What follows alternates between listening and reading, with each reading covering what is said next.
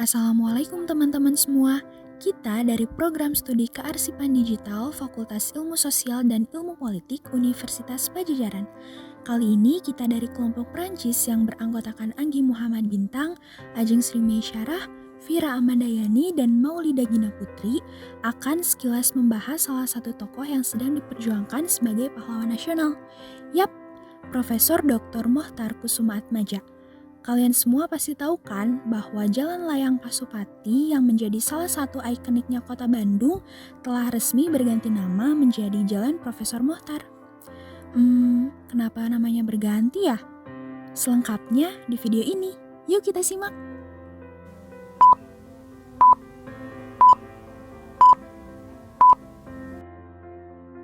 Mendengar nama Profesor Dr. Mohtar Kusumaatmadja pasti sudah tidak asing lagi, terutama bagi para mahasiswa Universitas Padjadjaran, karena beliau merupakan guru besar dari Fakultas Hukum Universitas Padjadjaran dan juga pernah menjadi rektor kelima Universitas Padjadjaran pada tahun 1973 sampai 1974. Selain itu, beliau juga pernah menduduki jabatan di UNPAD, yaitu sebagai Dekan Fakultas Hukum UNPAD, pembantu rektor bidang kemahasiswaan dan alumni, juga sebagai pembantu rektor bidang akademis dan extension.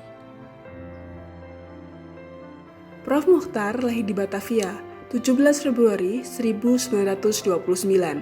Beliau merupakan alumni Fakultas Hukum Universitas Indonesia pada tahun 1955.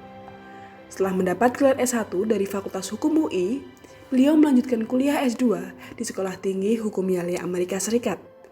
Kemudian, beliau juga meneruskan ke program doktor di Ilmu Hukum Internasional di Universitas Padjadjaran dan dinyatakan lulus pada tahun 1962.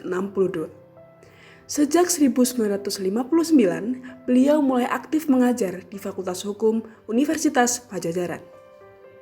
Beliau juga pernah berkecimpung di dunia politik, yaitu pada masa pemerintahan Orde Baru.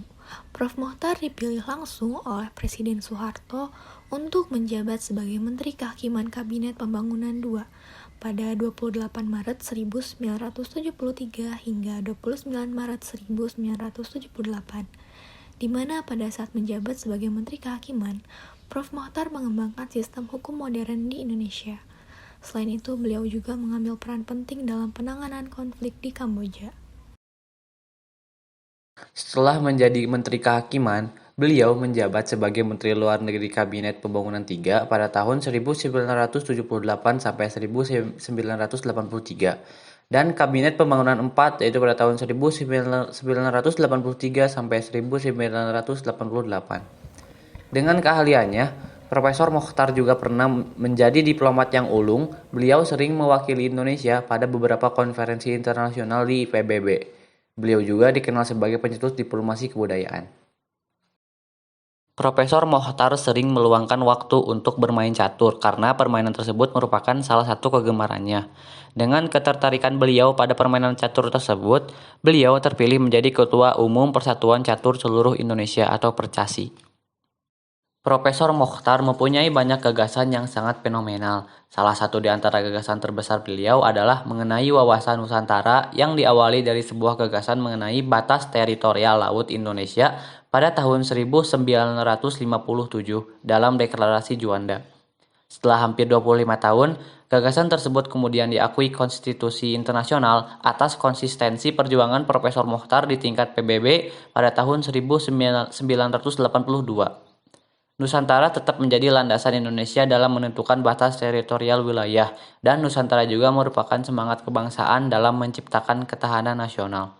Profesor Mohtar wafat pada tanggal 6 Juni tahun 2021 lalu di usianya yang ke-92 tahun karena penyakit sepuh dan kemudian dimakamkan di Taman Makam Pahlawan Kalibata, Jakarta.